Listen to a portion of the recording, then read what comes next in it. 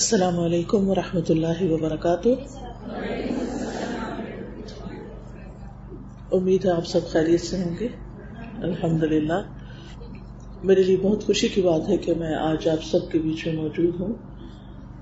اللہ سبحانہ تعالیٰ سے دعا ہے کہ وہ ہمیں بہترین طریقے سے آج کی اس مجلس سے فائدہ اٹھانے کی توفیق دے اور ہمارا وقت واقعی کسی بہتر کام آ سکے۔ مجھے جو موضوع دیا گیا ہے وہ تقوی سے متعلق ہے کہ تقوی کی زندگی کامیاب زندگی ہے، یا دوسرے لفظوں میں کہیے کہ کامیابی کا راز تقوی میں ہے۔ تو ہم دیکھیں گے کہ تقوی ہے کیا چیز۔ نحمدہ ونصلی علی رسولہ الکریم، اما بعد فاعوذ باللہ من الشیطان الرجیم، بسم اللہ الرحمن الرحیم۔ رب اشرح لی صدری ویسر لی امری واحلل عقدۃ من لسانی یفقہوا قولی۔ الحمد للہ الذی خلقنا وہدانا، امر بالطاعات لما فیہا من الخیر والبرکات ونہا عن المحرمات لما فیہا من الشؤم والشرور والہلکات۔ احمد ربی واشکرہ علی نعمہ التی لا یحصیها الا ہو، ما علمنا منها وما لم نعلم۔ ہر قسم کی حمد اور تعریف اللہ رب العزت کے لیے ہے، جس نے ہمیں پیدا کیا، ہمیں ہدایت دی، اس نے ہمیں اپنی اطاعت کے کاموں کا حکم دیا کیونکہ ان میں خیر اور برکت ہے، اور حرام کاموں سے ہمیں منع کیا کیونکہ ان میں نحوست اور تباہی ہے۔ میں اپنے رب کی حمد بیان کرتی ہوں اور اس کا شکر ادا کرتی ہوں، اور اس کی ان نعمتوں پر جس کو اس کے سوا کوئی شمار نہیں کر سکتا، ان نعمتوں پر بھی شکر ادا کرتی ہوں جن کو ہم سب جانتے ہیں، اور ان نعمتوں پر بھی شکر کہ جن کو ہم جانتے نہیں ہیں۔ قرآن مجید میں اللہ سبحانہ تعالیٰ کا ارشاد ہے، یا ایھا الذین آمنوا اتقوا اللہ حق تقاتہ ولا تموتن الا وانتم مسلمون۔ اے لوگو جو ایمان لائے ہو، اللہ کا تقوی اختیار کرو جیسا کہ تقوی اختیار کرنے کا حق ہے، اور تمہیں ہرگز موت نہ آئے مگر اس حال میں کہ تم فرما بردار ہو، تم اللہ کے تابعدار ہو۔ یہ سورۃ آل عمران کی آیت نمبر 102 ہے۔ اس آیت میں اللہ تعالیٰ نے اپنے مومن بندوں کو تقوی کا حق ادا کرنے کا حکم دیا ہے، اور یہ کہ تقوی پر استقامت ہو اس طرح کہ زندگی کے آخری لمحے تک انسان اللہ سبحانہ تعالیٰ کی اطاعت اور فرما برداری پر قائم رہے، کیونکہ ہوتا یہی ہے کہ انسان کی زندگی جس طریقے پر گزرتی ہے اس کی موت بھی اسی راستے میں آتی ہے۔ اور جو شخص اپنی صحت، جوانی اور اپنی زندگی کے اچھے دنوں میں اللہ سبحانہ تعالیٰ کی اطاعت کرتا ہے تو پھر وہی عمل اس کی زندگی کے آخر تک اس کے ساتھ جاتا ہے، کیونکہ وہ عمل اس کی عادت بن جاتا ہے، اور پھر اسی پر اس کے حسن خاتمہ کا انحصار ہوتا ہے۔ تو اگر ہم اللہ سبحانہ تعالیٰ کے صرف قرآن مجید کی ایک آیت پر عمل کرنا چاہیں تو اس میں دو اہم باتیں ہیں۔ ایک تو یہ کہ ہم اللہ کا تقوی اختیار کریں، اللہ سے ڈریں، صرف زبانی کلامی نہیں بلکہ جیسا کہ حق ہے، جیسے ہونا چاہیے، جیسا وہ ہم سے چاہتا ہے۔ اور دوسری یہ کہ ہماری زندگی کا اختتام اللہ سبحانہ تعالیٰ کی فرما برداری پر ہو، اللہ سبحانہ تعالیٰ کی نافرمانی پر نہ ہو۔ قرآن مجید کی آیت اسلامی طرز زندگی کے اصولوں میں سے اہم ترین آیت ہے۔ اب سوال یہ پیدا ہوتا ہے کہ تقوی ہے کیا جس کا ہمیں حکم دیا جا رہا ہے؟ بحیثیت مسلمان ہم سب لفظ تقوی سے تو خوب واقف ہیں، لیکن تقوی کس چیز کا نام ہے؟ تقوی کا لفظ عربی زبان میں واو، قاف، یا 3 حروف سے مل کر بنا ہے، یعنی اس کا اوریجن یا اس کا روٹ جو ہے واو قاف یا ہے، جس سے لفظ وقایا ہے۔ اس کا معنی ہوتا ہے ایک چیز کو دوسری چیز کے ساتھ دور ہٹانا، اس سے دفع کرنا.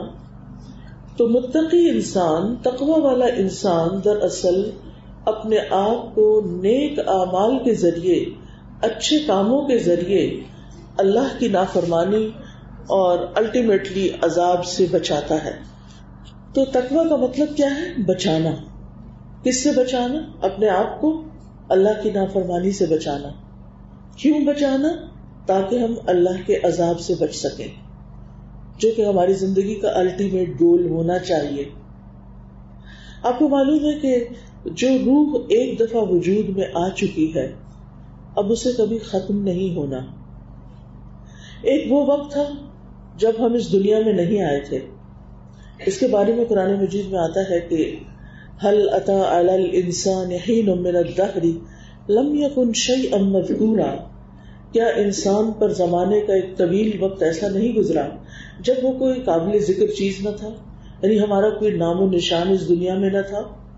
پھر اللہ سبحانہ وتعالیٰ نے ہمیں یہ زندگی عطا کی جسے میں اور آپ ہم سب جی رہے ہیں. یہ زندگی کیا زندگی ہے؟ اس کے بارے میں اللہ تعالیٰ فرماتے ہیں الذی خلق الموت والحیات لیبلوکم ایکم احسن عملا، کہ اس نے موت اور زندگی کو کریٹ کیا تاکہ تمہیں آزما کے دیکھے تم میں اچھے کام کون کرتا ہے. تو زندگی نام ہے روح اور جسم کے ملاپ کا.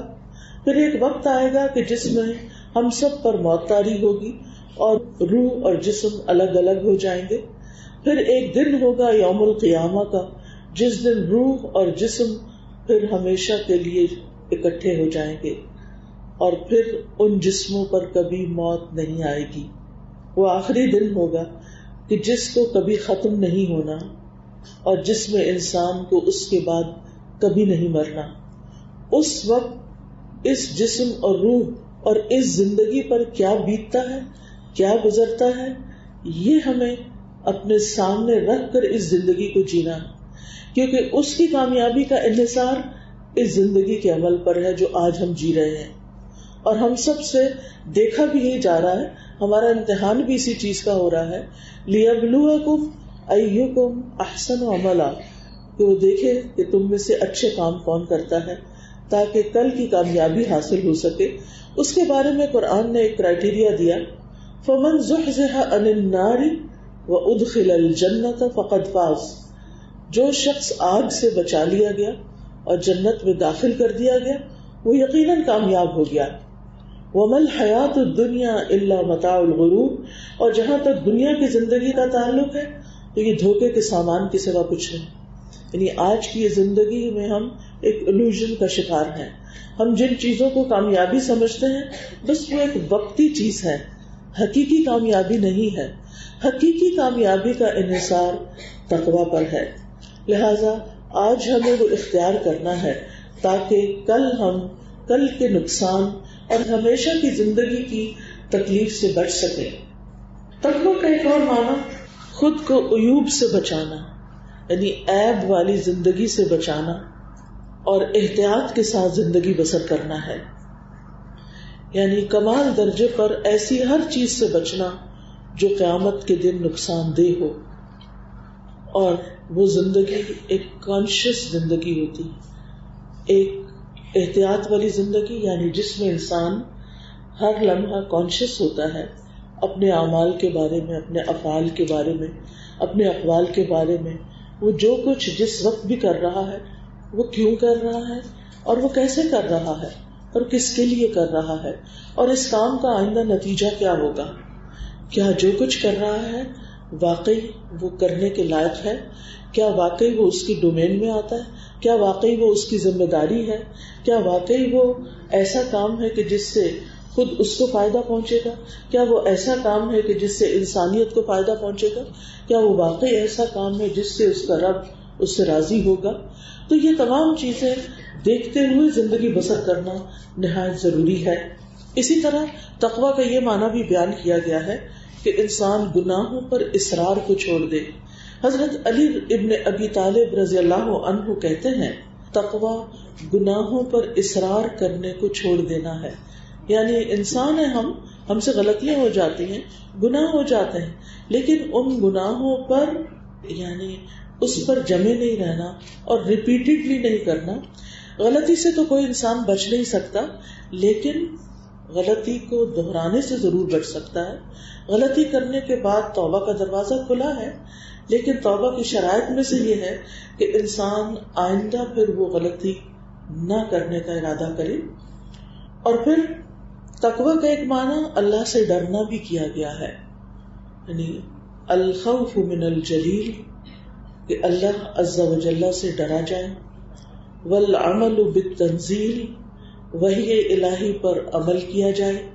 والقناعۃ بالقلیل، تھوڑے پر قناعت کر لی جائے. والاستعداد لیوم الرحیل، اور موت کی تیاری کی جائے.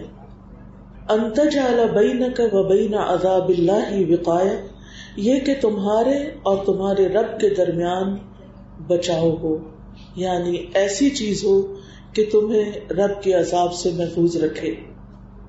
پھر اسی طرح تقوی کا ایک معنی یہ بھی کیا گیا ہے کہ انسان احسان کے درجے پر اللہ کی عبادت کرے، یعنی جو بھی اچھا کام کرے اللہ کی خاطر کرے اور اس طریقے پر کرے یوں سمجھے کہ وہ اپنے رب کو دیکھ کر رہا ہے.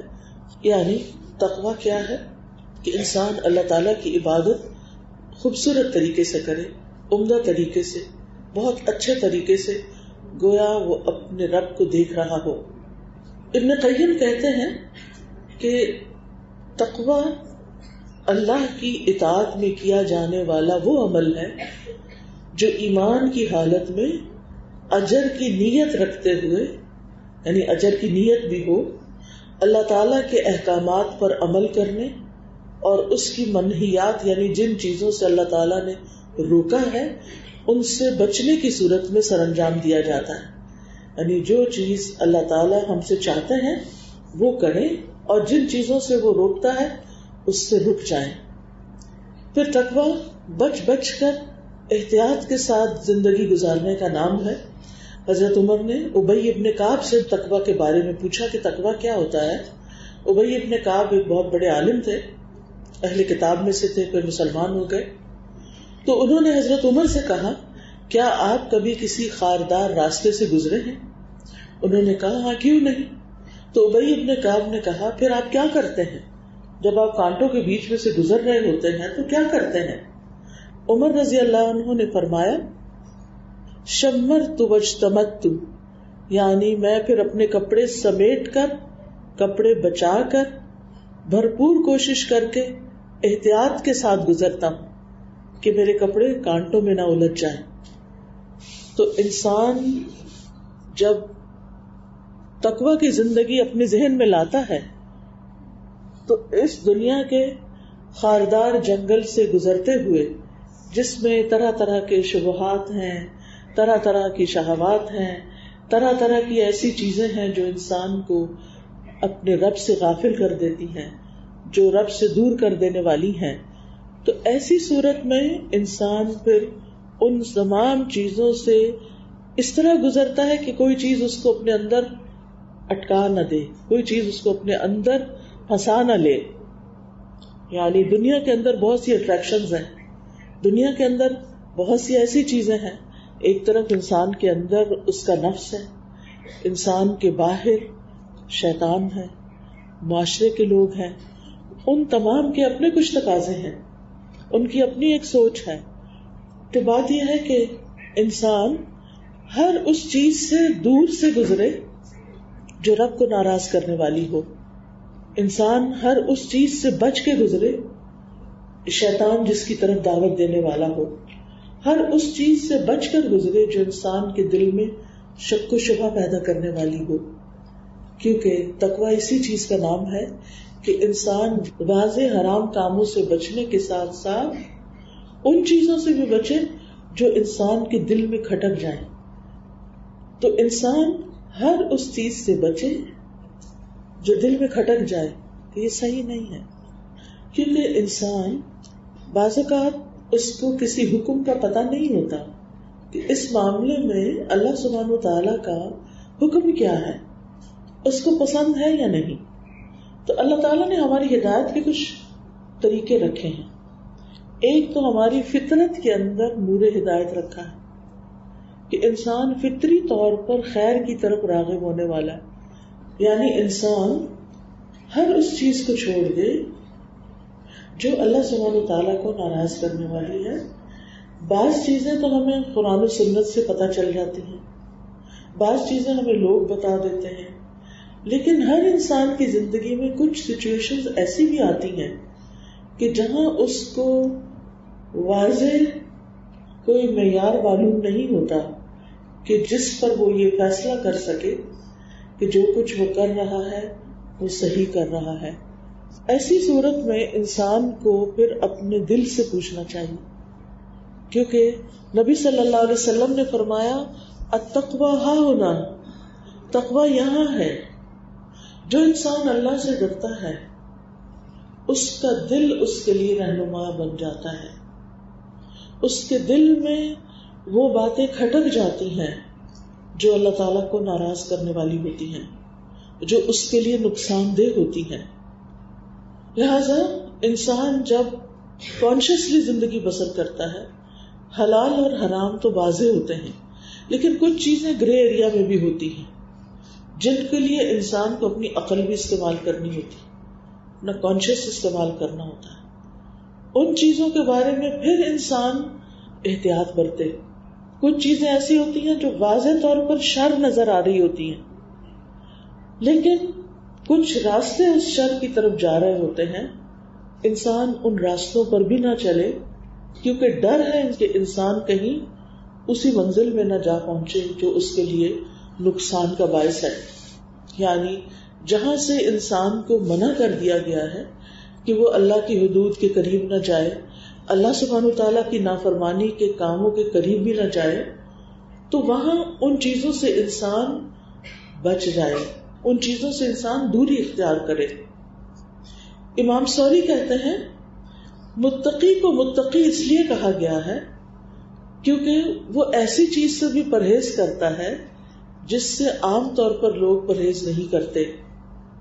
امام راغب کہتے ہیں تقویٰ یہ ہے کہ نفس کی حفاظت ایسی چیز سے کی جائے جو گناہ میں ڈالتی ہو. یہ حرام چیزوں کو چھوڑنے سے ہوتا ہے اور اس کی تکمیل بعض جائز کاموں کو چھوڑنے کے ساتھ ہوتی ہے. یعنی انسان متقی اس وقت تک نہیں بنتا کہ جب تک وہ کچھ ایسی چیزوں کو نہ چھوڑ دے کہ جو حرام کی طرف لے جانے والی ہوں. فیروز آبادی کہتے ہیں کہ تقویٰ سے مراد ہر اس چیز سے پرہیز کرنا ہے جس میں نقصان ہو، نافرمانی ہو اور وہ فضول کام ہو. یعنی دوسرے لفظوں میں اپنی زندگی سے بے مقصدیت کو نکال دینا ہے.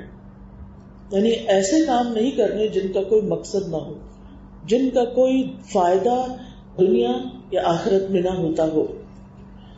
اسی طرح ایسی لذتوں کو چھوڑنا، ایسی خواہشات کو چھوڑنا جو حرام کے دائرے میں آتی ہو یا حرام نہیں بھی تو شک کے دائرے میں آتی ہو، جس پر انسان کا ضمیر بھی اس کو ملامت کرتا ہو کہ مجھے یہ کام نہیں کرنا کیونکہ مجھے یہ درست معلوم نہیں ہوتا.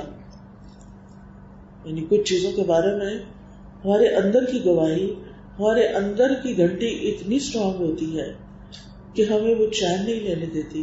ہمارے اندر اس کام کو کر کے ایسا گلٹ پیدا ہو جاتا ہے کہ جس سے ہمارا اطمینان قلب رخصت ہو جاتا ہے.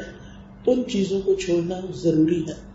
یہ اطمینان قلب جو ہے اس کا حصول بہت ضروری، اس کو حاصل کرنا ضروری ہے، کیونکہ موت کے وقت جو فرشتہ آئے گا وہ کس طرح خطاب کرے گا؟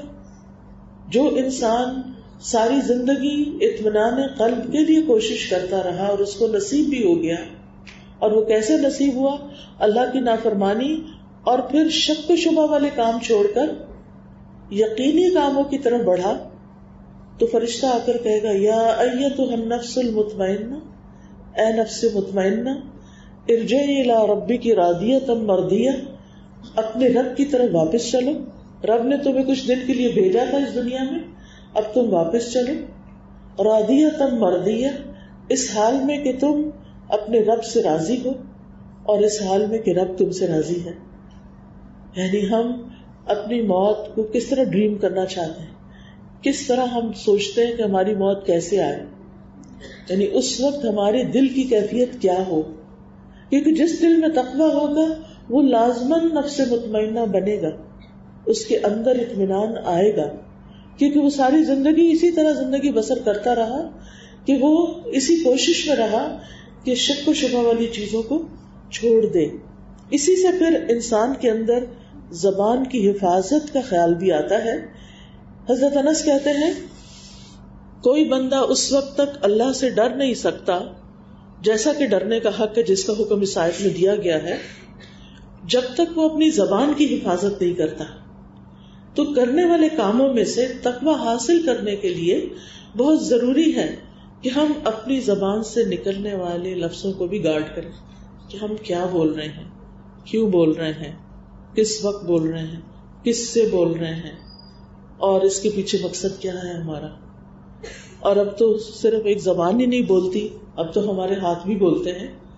وہ کہا جاتا ہے نا کہ قیامت کے دن انسان کے ہاتھ بولیں گے. سورۃ یاسین میں آپ پڑھتے ہیں کہ آج کے دن ان کے ہاتھ اور ان کے پاؤں بولیں گے. لیکن اب تو دنیا میں ہی ہاتھ بولنے لگ گئے. ہم وہ کچھ ٹائپ کر دیتے ہیں، بعض اوقات وہ کچھ ٹیکسٹ میسج میں ڈال دیتے ہیں جو بعض اوقات نہیں ڈالنا چاہیے، جو اللہ کی ناراضگی کے کاموں میں سے ہو سکتا ہے، جو بے مقصد بیکار اور فضول چیز ہو سکتی ہے، جو کل کو ہمارے خلاف حجت بن سکتی ہے. اگرچہ ہماری زبان کی باتیں بھی لکھی جاتی ہیں لیکن ہمارے لکھے ہوئے کو تو ضروری لکھ لیا جاتا ہے.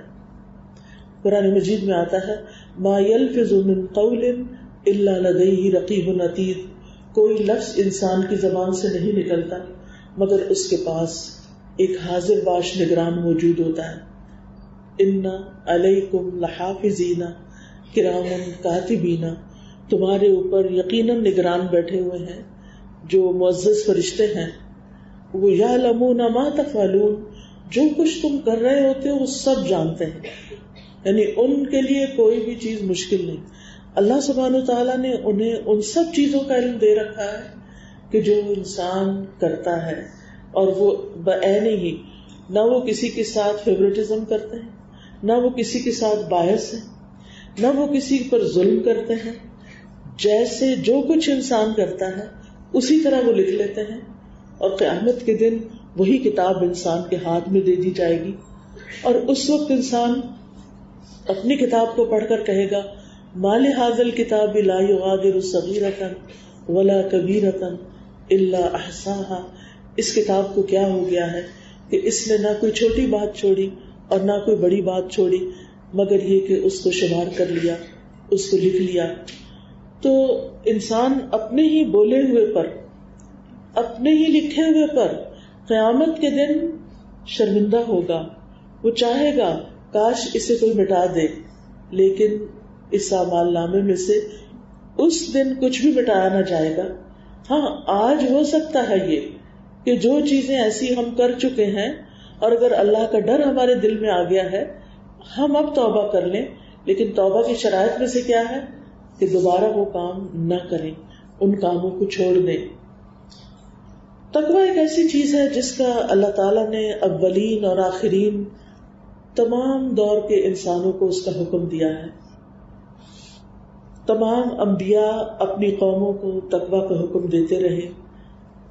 قوم نوح کو حضرت نوح علیہ السلام نے کہا اذ قال لهم اخوهم نوح الا تتقون، جب ان سے ان کے بھائی یعنی اپنے قوم کے بھائی نوح علیہ السلام نے کہا کیا تم تقویٰ اختیار نہیں کرتے. جب ہود علیہ السلام نے کہا الا تتقون، جب صالح علیہ السلام نے کہا الا تتقون. تو ہر قوم جس کی طرف کوئی نبی آیا وہ نبی اپنی قوم کو یہ کہتا رہا کہ کیا تم اللہ کا تقویٰ اختیار نہیں کرتے. اور ہمارے نبی نے ہم سے کیا فرمایا اتق اللہ حیث ما کنت، اللہ کا تقویٰ اختیار کرو جہاں بھی تم ہو، گھر میں ہو، جاب پر ہو، یونیورسٹی میں ہو، اپنے بچوں کے ساتھ ہو، اپنے دوستوں کے ساتھ ہو، کسی کھانے پینے کی مجلس میں ہو، کسی بھی جگہ پر ہو، اللہ کا تقویٰ اختیار کرو. یعنی جتنی بھی تمہارے اندر استطاعت ہو، ہمارے لیے ہر جگہ اللہ کا تقویٰ اختیار کرنا واجب ہے. ظاہر میں بھی چھپ کر بھی. یعنی یہ نہیں کہ ہم لوگوں کے سامنے ایک بھلی سی صورت بنا لیں, مخصوص قسم کا لباس پہن لیں, کسی مسجد میں جا کر کوئی تسبیح پکڑ لیں تو ہم متقی ہو گئے, اور جب ہم دنیا میں ہوں, کسی بازار میں ہوں, ہم کچھ اور ہی نظر آئے. یہ تقویٰ نہیں ہے. تقویٰ ہر جگہ اللہ کا بندہ بن کر رہنے کا نام ہے, کیونکہ اس کے احسانات ہم پر سب سے زیادہ ہیں. جو کچھ اس نے ہمیں دیا ہے کسی اور نے نہیں دیا. ہمیں سب سے زیادہ اس کا وفادار ہونا چاہیے, سب سے زیادہ اس کا تابعدار ہونا چاہیے. لہذا یہ تقویٰ ہر نیکی کی بنیاد ہے. تقویٰ ہمارے اعمال کو مزین کرتا ہے, ہمیں خوبصورتی دیتا ہے. ابو ذر کہتے ہیں, میں نے عرض کیا یا رسول اللہ صلی اللہ علیہ وسلم, مجھے کوئی نصیحت فرمائیے. آپ نے فرمایا, میں تمہیں اللہ کے تقویٰ کی نصیحت کرتا ہوں, کیونکہ یہ تقویٰ تمہارے سارے کاموں کو خوبصورت بنا دے گا. یعنی جب انسان کے اندر اللہ کا ڈر ہوتا ہے تو پھر کیا ہوتا ہے, وہ جس کے ساتھ بھی معاملہ کرتا ہے, اپنے سے بڑے کے ساتھ, اپنے جیسے کے ساتھ, اپنے سے چھوٹے کے ساتھ, وہ سبھی کے ساتھ اچھا ہوتا ہے, وہ سبھی کے ساتھ ایماندار ہوتا ہے, وہ سبھی کے ساتھ با اخلاق ہوتا ہے, وہ سبھی کے حقوق دیتا ہے, وہ کسی کے ساتھ بھی ظلم و زیادتی نہیں کرتا, کیونکہ اس کا معاملہ سامنے والے کے ساتھ نہیں, اس کا معاملہ اپنے رب کے ساتھ ہے. کیونکہ اسے یہ معلوم ہے کہ میرا رب ہر جگہ مجھے دیکھتا ہے. اور ایسے انسان کو اللہ سبحانہ وتعالی عزت عطا کرتا ہے. ایسے انسان کی محبت لوگوں کے دلوں میں واقع ہو جاتی ہے, کیونکہ عزت کی بنیاد بھی تقویٰ ہے. اللہ تعالیٰ فرماتے, ان اکرمکم عند اللہ اتقاکم, تم میں سے سب سے زیادہ عزت والا وہ ہے جس کے اندر سب سے زیادہ تقویٰ ہے. نبی صلی اللہ علیہ وسلم جب عمومی طور پر کسی کو کوئی نصیحت فرماتے, مثلا کوئی لشکر, کوئی ایکسپیڈیشن بھیجتے, تو لشکر کے امیر کو خاص طور پر اللہ سے ڈرتے رہنے اور اپنے مسلمان بھائیوں کے ساتھ بھلائی کرنے کی وصیت کرتے, کیونکہ جو شخص اللہ سبحانہ تعالیٰ سے ڈرے گا اس کے اندر کسی کے ساتھ ظلم کا, کسی کے ساتھ زیادتی کرنے کا خیال بھی نہیں آئے گا, کیونکہ اس کو یہ احساس ہوگا کہ میں جو کچھ کر رہا ہوں میرا رب مجھے دیکھ رہا ہے. پھر اسی طرح آپ دیکھیے کہ اعمال کی قبولیت کا انحصار بھی تقویٰ پر ہے. جتنا زیادہ کسی کے اندر اخلاص ہوگا, جتنا زیادہ کسی کے اندر تقویٰ ہوگا, اتنے ہی اس کے اعمال قبول ہوں گے.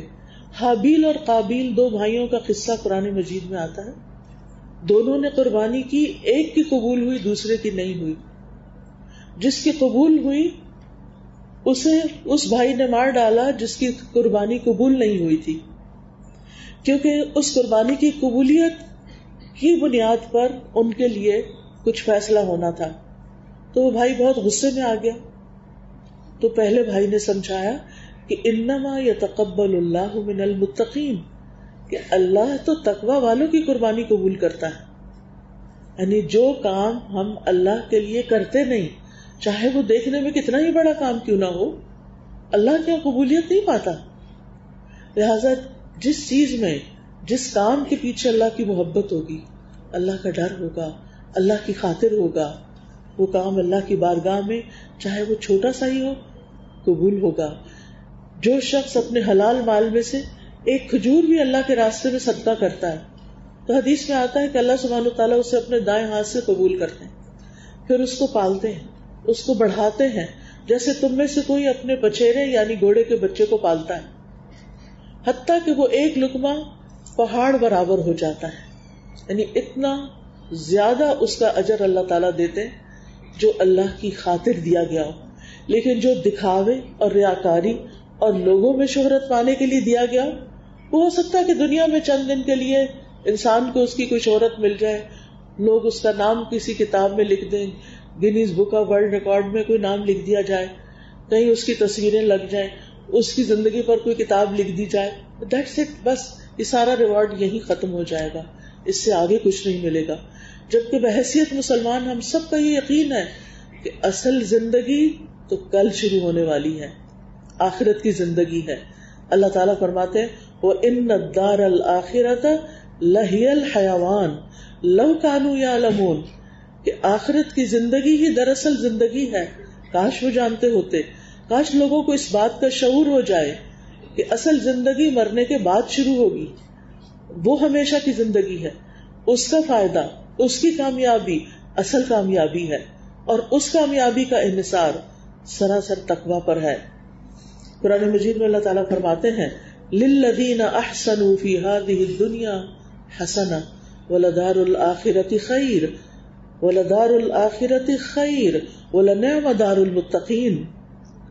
وہ لوگ جنہوں نے اچھے کام کیے ان کے لیے اس دنیا میں بھی بھلائی ہے، یعنی محنت کا صلہ یہاں بھی ملے گا، اور آخرت کا گھر تو زیادہ بہتر ہے، اور متقین کے لیے کیا ہی اچھا گھر ہے، یعنی آخرت کا گھر سب سے بہترین گھر متقین کے لیے ہے. پھر آپ دیکھیے تقوی کے فوائد میں سے ایک فائدہ یہ بھی ہے کہ تقوی ہر طرح کی خیر کو اکٹھا کر دیتا ہے. تقوی اللہ کی مدد کا باعث بنتا ہے. واللہ ولی المتقین، اللہ متقین کا مددگار ہے، دوست ہے، اللہ کا ساتھ ملتا ہے. وَاعْلَمُوا أَنَّ اللَّهَ مَعَ الْمُتَّقِينَ، جان لو کہ اللہ متقی لوگوں کے ساتھ ہے. تقوی والوں کو اللہ کی محبت ملتی ہے. فَإِنَّ اللَّهَ يُحِبُّ الْمُتَّقِينَ، بے شک اللہ تعالیٰ متقین سے محبت کرتا ہے. تقوی والوں کے لیے ہدایت ہے.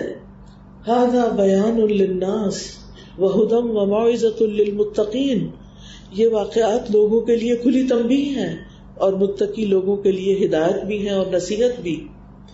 تقوی سے انسان کو خوف اور غم سے نجات ملتی ہے.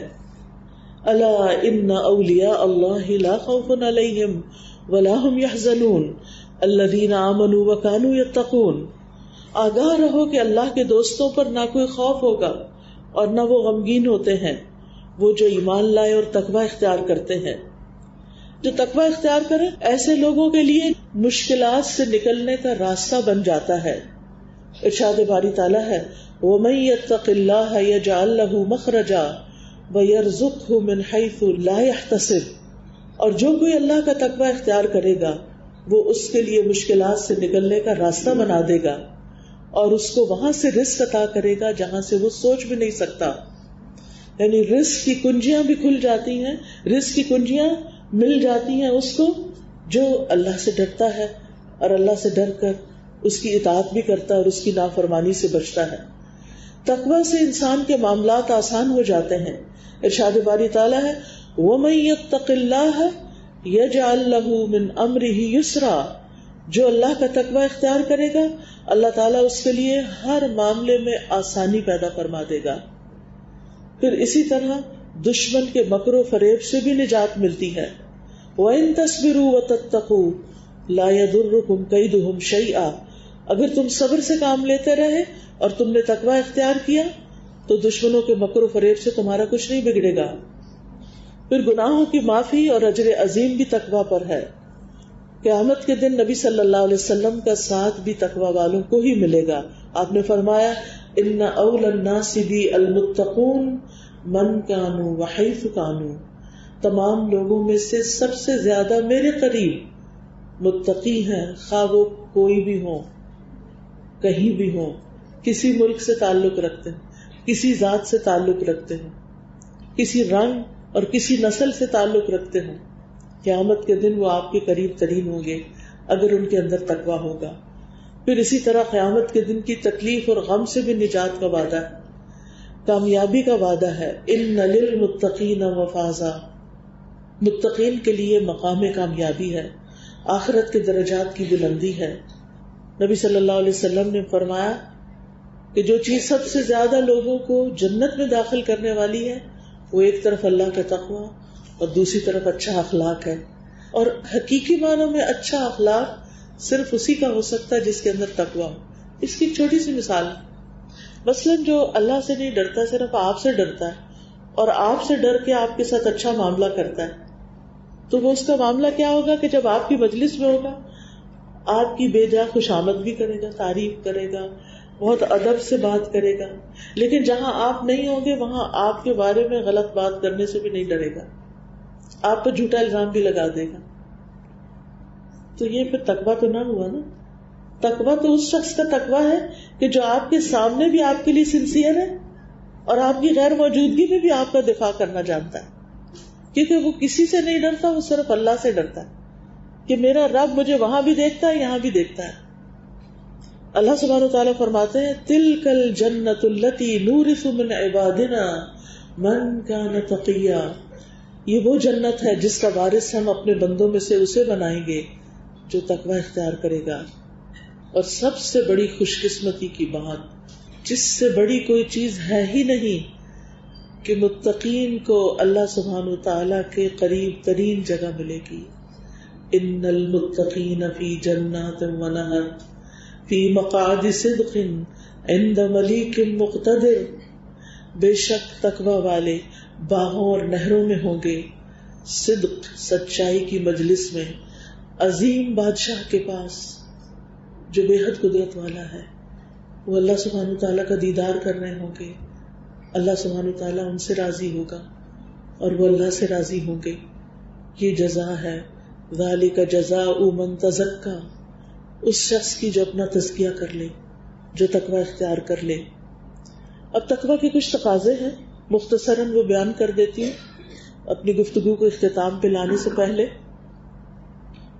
پہلی چیز یہ ہے کہ تقوی ہر نیک عمل کی بنیاد ہے، کیونکہ اخلاص کا انحصار بھی اسی میں ہے. دوسرا یہ اللہ کی عبادت سے تقوی بڑھتا ہے. اسی لیے اللہ تعالیٰ نے فرمایا یا ایھا الناس اعبدوا ربکم الذی خلقکم والذین من قبلکم لعلکم تتقون. اے لوگو اپنے رب کی عبادت کرو جس نے تمہیں پیدا کیا، کیونکہ وہ تمہارا رب ہے، وہ تمہارا خالق ہے، اس لیے اسی کی عبادت کرو. اور اس نے نہ صرف یہ کہ تم کو پیدا کیا، پہلے لوگوں کو بھی پیدا کیا. کیوں عبادت کرو؟ عبادت سے کیا ملے گا؟ لعلکم تتقون، تاکہ تم متقی بن جاؤ، تاکہ تم اس آگ سے بچ جاؤ، کیونکہ تقوی ہی بچائے گا. پھر اسی طرح نماز کے بارے میں آتا ہے ان الصلاۃ تنہی عن الفحشاء والمنکر. نماز انسان کو بے حیائی کی چیزوں سے اور برائیوں سے بچاتی ہے. اب مثال کے طور پر آپ دیکھیں کہ جس انسان کو نماز پڑھنی ہو وہ ایسا لباس تو پہن ہی نہیں سکتا کہ جس میں نماز نہ ہوتی ہو. اور مسلمان کے لیے تو دن میں کئی دفعہ اللہ کے حضور حاضری لازم ہے، کیونکہ جس نے اپنی نماز ادا نہیں کی اس کا مطلب ہے اس کے اندر تو اللہ کا ڈر ہے ہی نہیں، اس کے اندر تو تقوی ہے نہیں. کیونکہ یہ تقوی ہی ہوتا ہے جو انسان کو سارے کام چھڑا کر اپنے رب کے آگے جھکاتا ہے.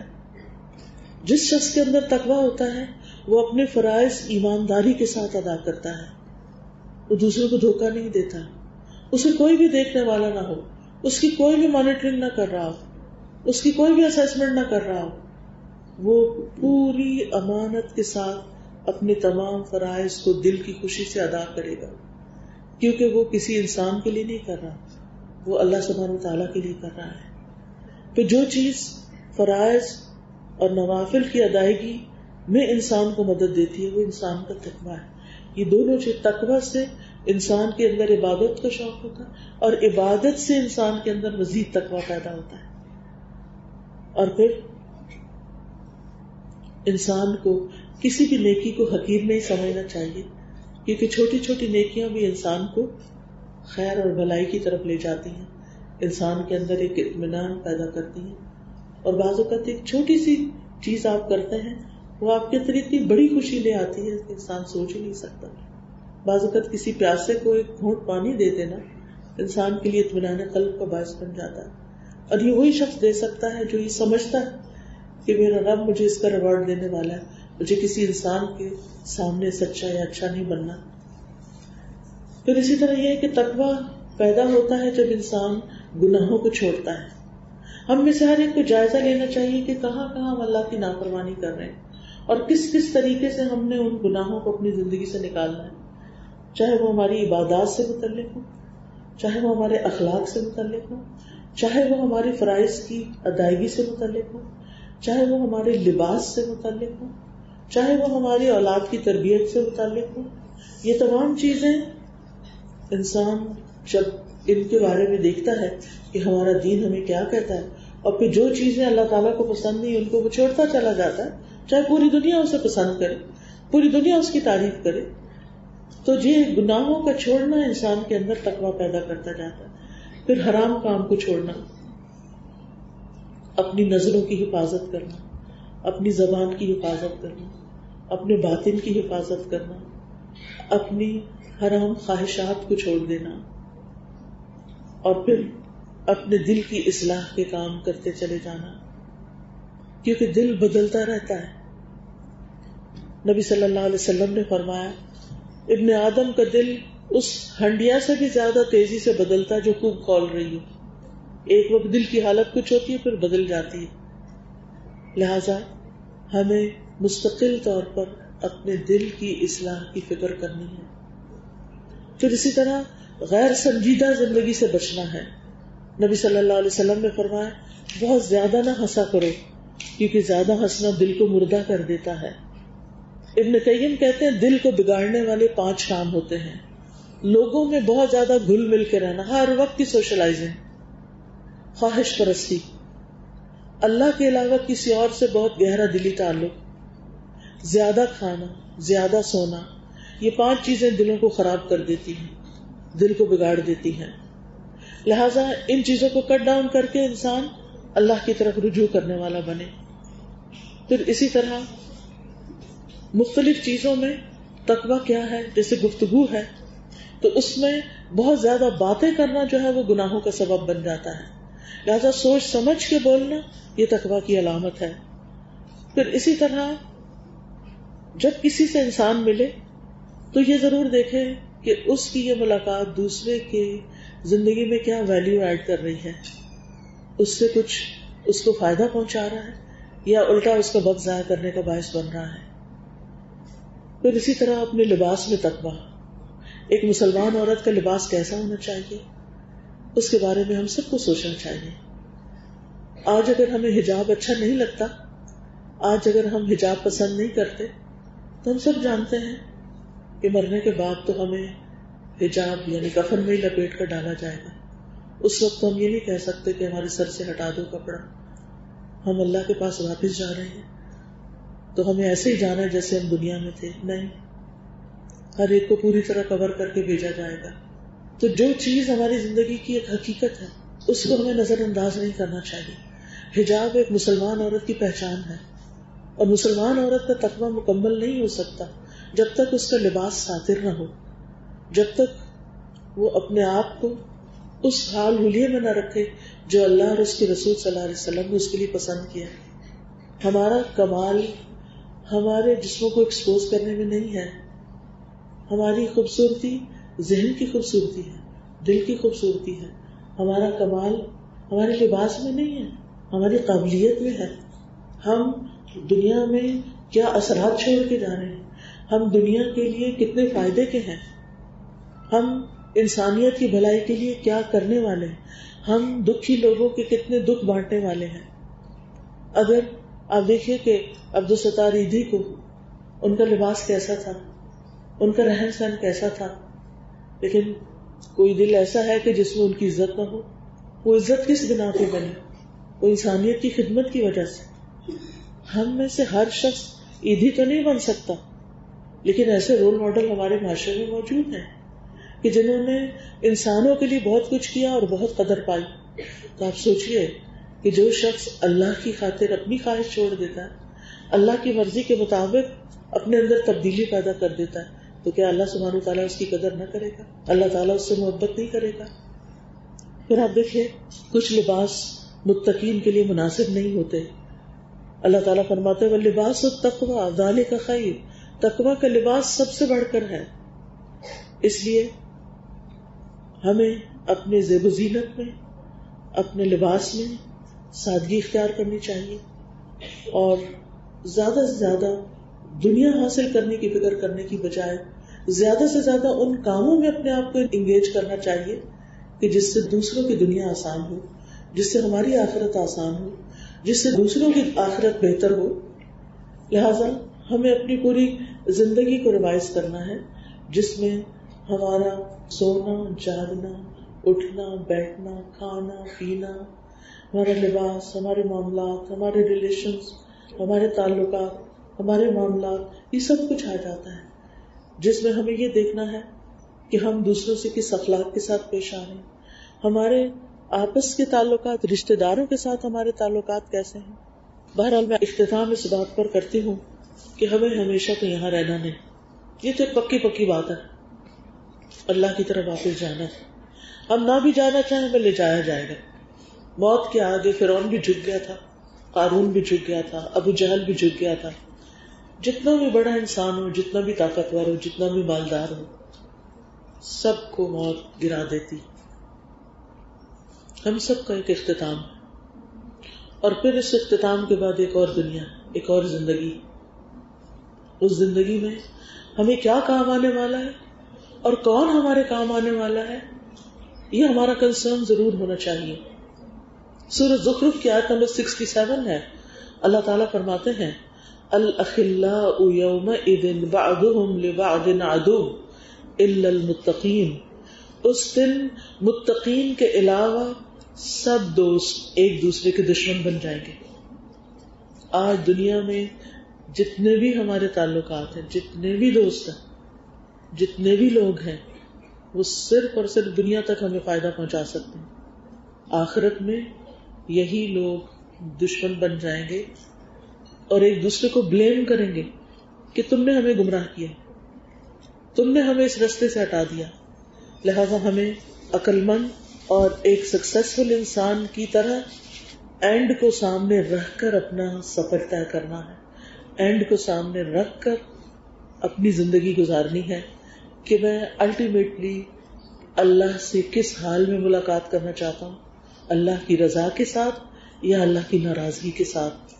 عقل مند ہے وہ جو اللہ کو راضی کر کے اس دنیا سے رخصت ہو، کیونکہ اللہ ہی سب سے بڑا ہے اور اللہ ہی کے ہاتھ میں سب کچھ ہے. اسی نے ہمیں پیدا کیا، اسی نے ہمیں یہاں بھیجا، اسی کی طرف ہم سب کی واپسی ہے. انا للہ و انا الیہ راجعون.